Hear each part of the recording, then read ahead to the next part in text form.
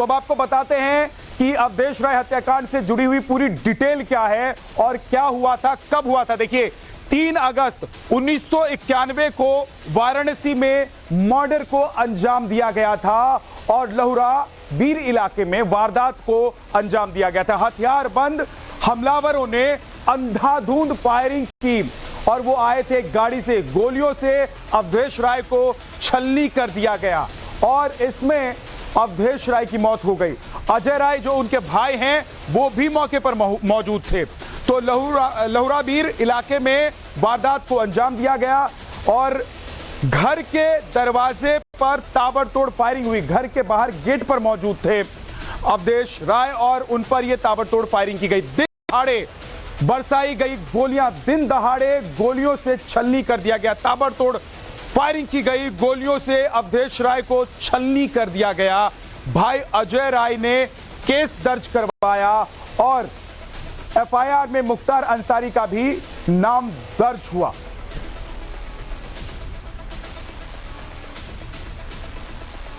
और इस बड़ी खबर पर हमारे साथ हमारे सहयोगी आशुतोष सिंह वाराणसी से जुड़ गए हैं।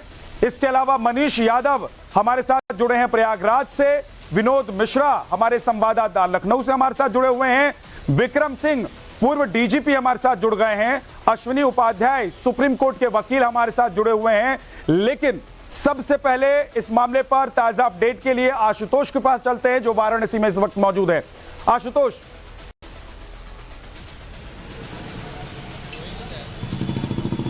देखिए आपसे कुछ देर बाद अवधेश राय हत्याकांड में वाराणसी की स्पेशल एमपी एमएलए कोर्ट है वो अपना फैसला सुनाएगी। फैसले का जो काउंटडाउन है वो शुरू हो चुका है। 12:15 बजे का वक्त दिया गया है। जज साहब अपने कोर्ट में पहुंचेंगे और इस दौरान जो फैसला होगा वो सुनाएंगे। तो निश्चित तौर पे इस फैसले पर हर किसी की नजर है। और अब से कुछ देर पहले देखिए यहाँ पर जो अवधेश राय के जो छोटे भाई हैं अजय राय वो भी यहाँ पर पहुंच चुके हैं और उनकी भी जो नजर है वो इस फैसले पर है, क्योंकि 32 साल तक लगातार वो अदालत में माफिया डॉन मुख्तार अंसारी के खिलाफ एक तरीके से चट्टान की तरह खड़े रहे। उनके बहुत सारी उन्हें धमकियां दी गई, गवाहों को प्रभावित करने की कोशिश की गई, यहाँ तक कि मुख्तार अंसारी की ओर से जो केस की मूल डायरी थी उसे भी गायब करवा दिया गया था। बावजूद इसके जो अजय राय थे वो चट्टान की तरह खड़े थे और अब इस पूरे केस में फैसले की घड़ी आ चुकी है। और हालांकि ये जो फैसला है वो बहुत महत्वपूर्ण है, क्योंकि ये पहला मुख्तार अंसारी के खिलाफ ऐसा कोई मूल मुकदमा है जिसमें उसके खिलाफ जो सजा है वो हो सकती है। और यही कारण है कि अब जो वाराणसी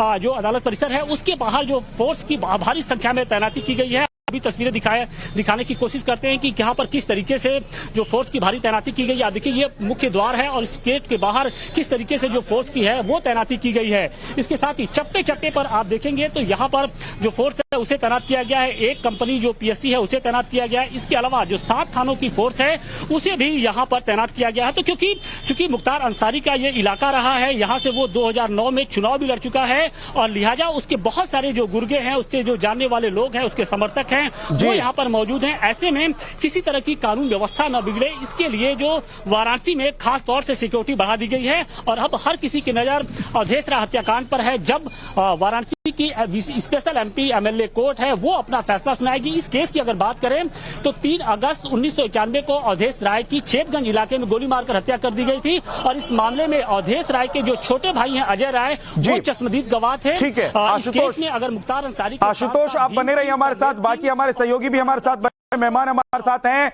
लेकिन अब आपको बताते हैं अवधेश राय हत्याकांड में मुख्तार अंसारी पर कौन कौन सी धाराएं लगाई गई हैं, यानी कि कौन कौन सी धाराओं में आरोप है। धारा 302 यानी कि हत्या का आरोप, मर्डर का आरोप है। धारा 147 यानी कि दंगा, माफ कीजिए, धारा 147 हत्या का आरोप और दंगा करने का आरोप। धारा 148 घातक हथियार से बलवा करने का आरोप भी लगाया गया है और धारा 149 गैर कानूनी भीड़ का ये धारा है और इस धारा के तहत भी आरोपी मुख्तार अंसारी हैं। और आज इन्हीं मामलों में कोर्ट की तरफ से फैसला सुनाया जाएगा। वरिष्ठ वकील अश्विनी उपाध्याय हमारे साथ जुड़े हुए हैं सुप्रीम कोर्ट से। अश्विनी उपाध्याय जी, जिन धाराओं में मुख्तार अंसारी पर फैसला आना है, क्या फैसला हो सकता है और कितनी मुश्किलें बढ़ सकती हैं आज मुख्तार अंसारी की?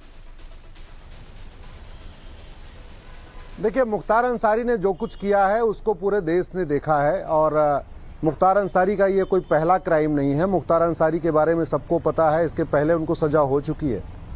तो अगर कोर्ट इस पूरे मामले को टोटलिटी में देखेगी, उनका पूरा हिस्ट्री भी देखेगी, आने वाले और जो मुकदमे चल रहे हैं उनको भी देखेगी, तो स्वाभाविक सी बात है इसमें डेथ पेनल्टी भी हो सकती है। और नहीं डेथ तो लाइफ टर्म तो सुनिश्चित है, और लाइफ टर्म का मतलब 14 साल नहीं, इसमें लाइफ टर्म का मतलब ये होगा कि लास्ट ब्रीथ तक, अंतिम सांस तक जेल में रहे। मुख्तार अंसारी ने जिस तरीके से पूरा एक केवल एक व्यक्ति को नहीं मारा, एक विधायक को नहीं मारा या मरवाने में उनका हाथ है, बल्कि उन्होंने पूरा एक बहुत स्टिंजेंट कहते नहीं, दौड़ा के मारना, एक पूरा समाज में खौफ पैदा करना, एक समाज को दिखाना कि अगर आप हमारे खिलाफ जाओगे तो हम इस तरीके से दौड़ा के भून देंगे। तो वो उन्होंने काम किया है। इलीगल आर्म भी है, अवैध हथियारों का यूज हुआ है, इसमें कम से कम आजीवन कारावास होना निश्चित है। अब ये भी देखना पड़ेगा कि कोर्ट दो ऑप्शन ले सकती है। एक तो भारत में दो तरीके की सजा होती है, कंसेक्टिव, एक कॉन्करेंट। कंसेक्टिव में क्या होता है कि एक के बाद दूसरी सजा चलती है, यानी पहले धारा 302 की सजा, फिर पहले धारा 147 की सजा, फिर धारा 148 की सजा, उसके बाद धारा 302 की सजा जी। कॉन्करेंट में सारी सजाएं एक साथ चलती है। अगर सारी सजा करते हैं तो भी लाइफ सेंटेंस इसमें होगा ही होगा, और कंसेक्टिव करते हैं स्वाभाविक सी बात है फिर तो और ज्यादा होगा। ठीक है अश्विनी जी, आप हमारे साथ बने रहिए। वो अपने दर्शकों को बताते हैं कि अवधेश राय हत्याकांड में बतौर आरोपी किसका नाम शामिल किया गया है, कौन कौन से वो लोग हैं जिनका नाम इसमें शामिल है। देखिए 3 अगस्त 1991 को वाराणसी में इस वारदात को अंजाम दिया गया था। कितने इसके मुजरिम हैं? बाहुबली मुख्तार अंसारी, जिसका नाम एफआईआर में दर्ज किया गया, और इसके बाद मुख्तार अंसारी बाहुबली मुख्तार अंसारी हो गया था। लेकिन अब इस मामले में फैसला आना है। पूर्व विधायक अब्दुल कलाम, इन लोगों का नाम भी शामिल है। पूर्व विधायक अब्दुल कलाम, कमलेश सिंह का नाम भी एफआईआर में दर्ज किया गया था, और इसके बाद अब जो फैसला आना है उसमें ये भी नाम शामिल हैं। भीम सिंह, राकेश, ये तमाम वो नाम हैं जिनको शामिल किया गया था एफआईआर में। चार्जशीट हुई, अदालत में सुनवाई हुई और आज फैसले का दिन है। विक्रम सिंह जी, पूर्व डीजीपी, हमारे साथ बने हुए हैं। विक्रम जी, ऐसे नाम जिनसे उत्तर प्रदेश में लोग खौफ खाते थे, लेकिन जिनसे लोग खौफ खाते थे अब वही जेल के अंदर हो या बाहर हो, परेशान है, पसीने छूट रहे हैं उन लोगों के। निसंदेह आपने सही तथ्य व्यक्त किया है। मुख्तार अंसारी एक शातिर अपराधी, हिस्ट्री शीटर होने के साथ साथ एक संगठित गिरोह का सरगना है, जिसके बारे में यूपी में गैंग चार्ट बना, जिसकी सर्वेलेंस यूपी एसटीएफ और स्थानीय पुलिस करती रही है। यह संतोष का विषय है, भले ही 31 साल से ज्यादा लग गए, अवधेश सिंह हत्याकांड को लेकर के आज सुनवाई हो रही है। जैसा विद्वान उपाध्याय जी ने बताया और प्रकाश डाला है, ये इसकी संभावना है, जो भी फैसला है वो सिर माथे पर, उसका हम सम्मान करते हैं। लेकिन अश्विनी जी ने सिलसिलेवार बताया और इसकी संभावना प्रबल है कि मुख्तार अंसारी को इन टोटलिटी तमाम तथ्यों के मद्देनजर कड़ी से कड़ी सजा मिलने की संभावना है। और सजा सुनाने के बाद ये भी आप देखें कि किस प्रकार से 31-32 साल के विलंब के बाद मामला विचारण में आया। एक तो अपराध पंजीकृत नहीं होता है, अपराध पंजीकृत होता है तो गवाह पक्षद्रोही हॉस्टाइल हो जाते हैं, यानी कि पक्ष हॉस्टाइल विटनेसेस हो जाते हैं, फिर गवाही नहीं होती है, उनको या तो उनकी हत्या हो जाती है। और आज अगर ये न्यायालय फैसला सुना रहा है, ये एक बहुत ही महत्वपूर्ण, क्योंकि जो पैरोकारी उत्तर प्रदेश पुलिस ने की है बाहुबली के खिलाफ वो प्रशंसनीय है। और परिणाम कुछ भी हो, लेकिन जिस मनोयोग से पूरे प्रोसिक्यूशन ने, विवेचना ने, यूपी पुलिस ने परिश्रम और कठोर परिश्रम करके आज इसको सजा सुनाने के अवसर तक ले आए हैं, मैं उन सभी अधिकारी कर्मचारियों को शुभकामनाएं, बधाई देना चाहूंगा। ठीक है सर, आप हमारे, ये 5वां मामला होगा जब मुख्तार को सजा सुनाई जाएगी। आपको बता दें कि पहले 4 मामले कौन से हैं जिसमें मुख्तार को सजा हो चुकी है, एक एक करके बताते हैं। देखिए सबसे पहला मामला है जेल से धमकी का, इस मामले में सजा हो चुकी है। दूसरा मामला 22 सितंबर 2022 का, फैसले की तारीख तय हो गई और उसके बाद पहली सजा जो है 7 साल की कैद की सजा हुई, और पहला गुनाह जो था जेल से धमकी देने का 22 सितंबर को इस मामले में सजा तय हुई। दूसरा मामला गैंगस्टर एक्ट में है और फैसले की जो तारीख 23 सितंबर 2022 तय की गई थी, 5 साल की कैद की सजा कोर्ट की तरफ से सुनाया गया। आगे बढ़ते हैं। देखिए तीसरा मामला कौन सा है जिसमें मुख्तार अंसारी को सजा सुनाई गई।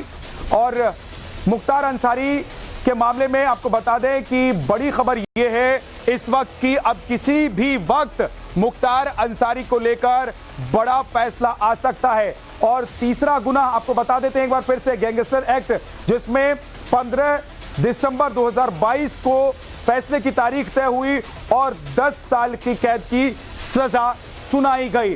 तो ये तीसरा मामला है। अब 5वें मामले में मुख्तार अंसारी के खिलाफ सजा का ऐलान होने वाला है और कहा जा रहा है कि उम्र कैद, फांसी भी हो सकती है लेकिन उम्र कैद की सजा तो होगी कम से कम। चौथा गुना जिसमें फैसला आ चुका है, गैंगस्टर एक्ट में भी ये मामला भी गैंगस्टर एक्ट का ही था। फैसले की तारीख 29 अप्रैल 2023 थी और चौथी सजा मुख्तार अंसारी को हुई 10 साल की कैद की सजा।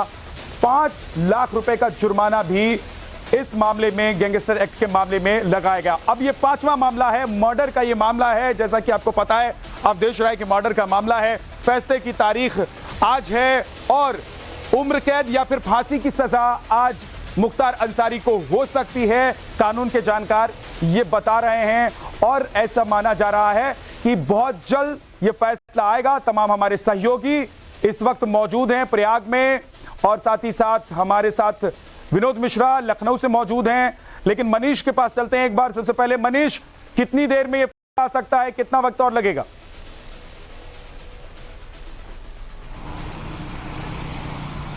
देखिए सुनवाई लगभग शुरू होने वाली है और लोग इंतजार कर रहे थे इस फैसले का। गुनाहों का हिसाब किताब जब से शुरू हुआ है, एक एक करके वो मामले सामने आने लगे हैं जो मुख्तार अंसारी के खिलाफ थे, उसके सहयोगियों के खिलाफ थे। पूरे नेटवर्क को ध्वस्त किया है राज्य सरकार ने।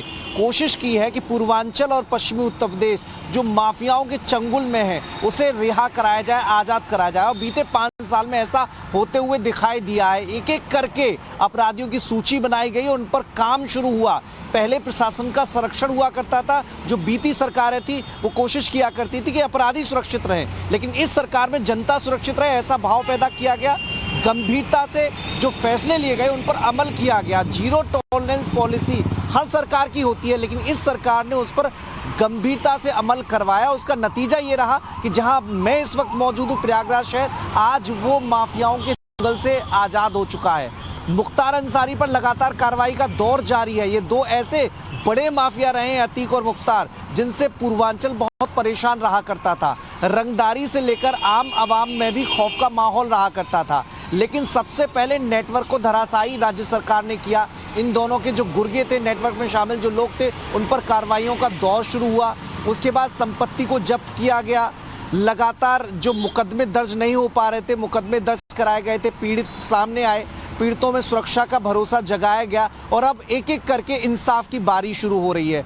अभियोजन पक्ष को भी मजबूत पैरवी के निर्देश दिए गए ताकि कहीं कोई कोताही न बरत जाए, इंसाफ की लड़ाई कमजोर न पड़े। और आज उसका नतीजा है विद्या के आज मुख्तार के खिलाफ 5वें मामले में फैसला आने वाला है। अश्विनी जी, 31 साल लग गए। हालांकि अदालत में मामले इतने ज्यादा हैं कि वक्त लगता है, लेकिन 31 साल लगना किसी भी मामले में और खासतौर से ऐसे गुंडा माफिया बदमाशों के मामले में जो लगातार अपने डर से पूरे प्रदेश को थर्राता रहा है, राज्य सरकार की कितनी भूमिका होती है, प्रशासन की कितनी भूमिका होती है इस तरह के मामलों में? देखिए, इसमें राज्य सरकार की भी भूमिका होती है और कोर्ट की भी भूमिका होती है, जज की भी भूमिका होती है। सच्चाई मैं आपको बता दूं कि अगर 2016 में सुप्रीम कोर्ट का आदेश नहीं आया होता, मैंने 2016 में सुप्रीम कोर्ट में एक पीआईएल फाइल किया था और सुप्रीम कोर्ट से मांग किया था कि पूरे देश भर में स्पेशल एमएलए एमपी कोर्ट बनाया जाए, एमएलए एमपी का सुनवाई डे टू डे हो और एमएलए एमपी का मुकदमा 1 साल के अंदर डिसाइड हो। 2017 में जस्टिस गगोई ने फैसला आदेश दिया था कि पूरे देश भर में एमएलए एमपी के लिए स्पेशल कोर्ट बनाई जाए। 2018 में एमएलए एमपी कोर्ट ने काम करना शुरू किया था और मुझे खुशी इस बात की है कि 2023 आते आते 200 सांसद और विधायक अब तक जेल जा चुके हैं। मुख्तार अंसारी भी उसी में है, अतीक अहमद को भी उसी में सजा हुई थी, आजम खां को उसी में सजा हुई, राहुल गांधी को भी उसी में सजा हुई है। तो अगर ये एमएलए एमपी कोर्ट नहीं बनी हुई होती, जजों के ऊपर प्रेशर नहीं होता सुप्रीम कोर्ट का कि नहीं आपको हर हालत में मैटर को डिसाइड ही करना है, तो मुझे लगता मैटर डिसाइड नहीं होता। और जज चाहते भी डिसाइड करना, लेकिन राज्य सरकार अगर नहीं चाहती तो भी मामला लंबा खिंचता। तो अच्छी बात यह है कि सुप्रीम कोर्ट का आदेश है कि एमएलए एमपी कोर्ट के लिए कि आप 1 साल के अंदर डिसाइड करिए। उत्तर प्रदेश में बाबा ने भी बहुत तेजी दिखाई है, प्रशासन बिल्कुल चुस्त है, सरकारी वकील अच्छे वहां अपॉइंट किए जा रहे हैं, जो समझदार वकील हैं उनको बहस करने के लिए भेजा जा रहा है। इसलिए तो ये कलेक्टिव एक अप्रोच है। पीआईएल जो हमारी थी उसका भी परिणाम है, उत्तर प्रदेश सरकार के एफर्ट का परिणाम है, जज भी जो न चाहते हुए उनको डे टू डे हियरिंग करना पड़ रहा उसका परिणाम है। लेकिन इससे बहुत साफ ये होगा, आने वाले टाइम में गुंडे बदमाश पॉलिटिक्स में आना बंद कर देंगे, माफिया किस्म के लोग पॉलिटिक्स में आना इसलिए बंद कर देंगे। अभी अगर वो एमएलए एमपी नहीं बनेंगे तो उनका मुकदमा 20 साल 50 साल चलेगा, लेकिन गलती से अगर एमएलए एमपी बन गए तो उनका मुकदमा 1 साल के अंदर डिसाइड होगा। उसका एग्जांपल मैं देता हूं, अभी 3 दिन पहले रणदीप सिंह सुरजेवाला के खिलाफ 23 साल से एक मुकदमा चल रहा था, कोई कॉग्निजेंस नहीं था, लेकिन जैसे वो राज्यसभा में गए, राज्यसभा में जाते उनका मुकदमा एमएलए एमपी कोर्ट को ट्रांसफर हो गया। अब एमएलए एमपी कोर्ट को ट्रांसफर हो गया तो बिल्कुल Ashwini ji, non available warrant issue हो गया है। ठीक ठीक, अब अश्विनी जी आप बने रहिए हमारे साथ, विक्रम सिंह जी भी हमारे साथ है। विक्रम सिंह जी, बदमाश पुलिस की कितनी भूमिका होती है, और अगर सरकार सशक्त हो और मुख्यमंत्री योगी आदित्यनाथ जैसा हो तो क्या इस तरह के मामलों में तेजी दिखाई देती है, या सरकार कोई भी होती तो फैसला जाना ही था? बिल्कुल नहीं विद्यानाथ जी, ये सरकार पे बहुत निर्भर करता है। जैसा कि विद्वान अश्विनी जी ने कहा है, वर्तमान सरकार और योगी आदित्यनाथ जी की सरकार ने सुनिश्चित किया है अच्छे से अच्छा विवेचक, अच्छे से अच्छा अधिवक्ता, पूरे क्रिमिनल ज्यूरिस्प्रूडेंस और क्रिमिनल जस्टिस सिस्टम में एक एक अंग और एक कल पुर्जे ने अपना योगदान दिया है। और इसमें चाहे विवेचना की गुणवत्ता हो, चाहे प्रोसिक्यूशन हो, चाहे अधिवक्ता हो और उनकी बहस हो, हर चीज का अनुश्रवण लखनऊ से वरिष्ठतम अधिकारियों के द्वारा किया जाता रहा है। न्यायालय में जाकर के तभी ये परिणाम आया, वरना 31-32 साल जैसे ठंडे बस्ते में चला गया।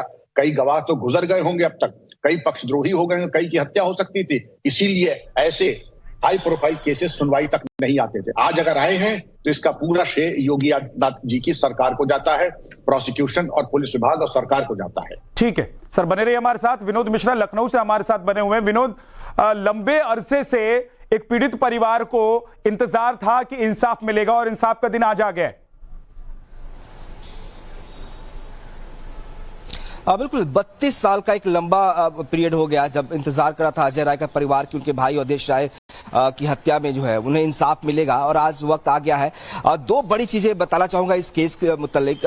बड़ी बात है कि ये ऐसा केस था जिसमें मुख्तार ने अपने रसूख का, अपने खौफ का इस्तेमाल करते हुए जो केस डायरी है जिसपे पूरा केस निर्भर करता है उसे ही गायब करा दिया था कोर्ट से। यानी कि एक समय ऐसा भी था कि जब लग रहा था कि केस है ही नहीं, जब केस डायरी नहीं तो केस का मतलब नहीं बनता, लेकिन उसके बावजूद सरकार बदली और इसकी पैरवी की गई। बाकायदा वकीलों की एक पूरी एक जो है एक टीम बनाई गई जो सिर्फ मुख्तार ही नहीं बल्कि इस तरह के जितने भी गैंगस्टर वाले आरोपी हैं उनके मुकदमों की जितने मुकदमे हैं जिनमें उनको सजा हो चुकी है या जिसमें वो बरी भी हो चुके हैं, उन मुकदमों को दोबारा से रीओपन किया जाए, उसको स्टडी किया जाए, और जो गवाह थे जो उनके पहले प्रभाव में आकर धमकी से डरकर गवाही से पलट गए थे अदालतों में, उनको दोबारा से भरोसा दिया गया कि सरकार उनके साथ है। तो गवाहों की सुरक्षा की बात की गई और कहा गया कि जो भी गवाह ऐसे माफियाओं के खिलाफ सुरक्षा बयान देगा उसे सुरक्षा सरकार देगी। और एक भाव पैदा हुआ इन गवाहों के अंदर कि अब सरकार जो है वो सुरक्षा दे रही है, इसीलिए गवाही हो रही है। आप देख रही है कुछ मामलों में जो